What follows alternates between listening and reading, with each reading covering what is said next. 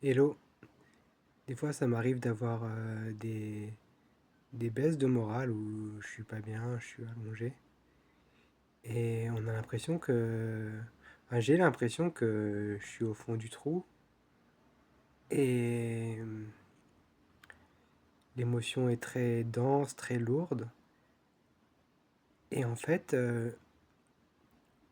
j'ai l'impression que ça va rester et il suffit que je sorte de cet état, que, que je sorte de cette situation euh, qui est avant tout mentale et émotionnelle,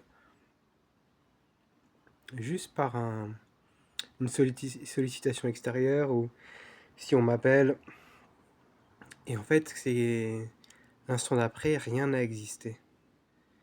Et j'essaye de me rappeler avant, quand j'allais pas bien, pourquoi ça durait, pourquoi ça durait dans le temps, et que c'est pas juste la vérité de l'instant et qui définit en rien ce qui va se passer dans le futur.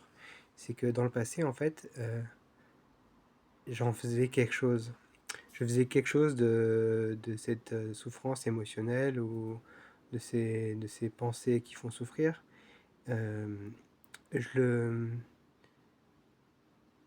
le, je le prenais pour moi, je le prenais pour qui je suis, je le prenais pour mon identité, même si c'est subtil, même si c'est presque inconscient. Ça venait construire un personnage de souffrance auquel je m'identifiais.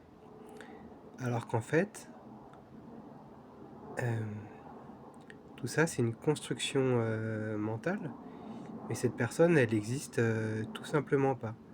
Il y a juste ce qui est ressenti, il y a juste les pensées qui alimentent les émotions et les émotions alimentent les pensées, mais c'est un mécanisme qui n'est pas vous. C'est juste ce qui se passe en apparence. Et ça n'empêche pas que l'instant d'après, par enchantement, eh ben, ça n'existe plus, que ça soit plus dans le champ de votre expérience directe 2 heures, 3 heures plus tard, 5 minutes après. Donc ce qui fait durer la souffrance, c'est vraiment l'idée que vous en avez. L'idée, la représentation que vous avez de cette souffrance et de ces pensées. Rien d'autre, voilà, c'est la bonne nouvelle, c'est que on n'est pas, on n'est pas affilié à nos émotions et nos pensées, ça ne nous définit pas. Ça nous définit que si on croit que ça nous définit. Bisous les amis.